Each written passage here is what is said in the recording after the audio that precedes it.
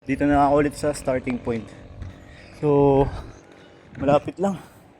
Ano lang siya, 8,500 steps lang.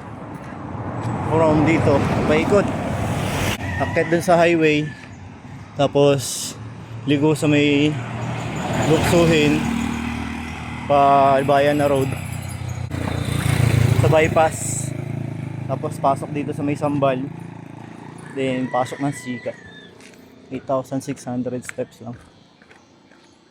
Lapit lang pala.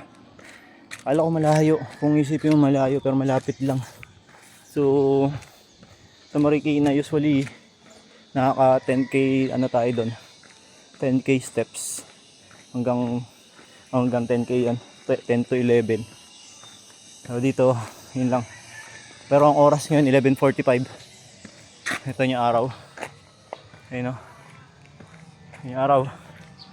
Pero hindi mainit. Kung sa Marikina to, wala na ako tulo siguro. Ayan, mainit na. Pagod na. Pawis na ito. Ayan, iinom ng gasolina pa pawis oh. Ayan, grass cutter. Shout out pistol. Pistol basic shooting drill sa Father's Day. No? Di naglalaro ng basketball to dito eh. Champion sana tayo sa Kainta. Champion sana tayo dito sa Alfonso. Hindi ka nag-champion sa Kainta? Hindi.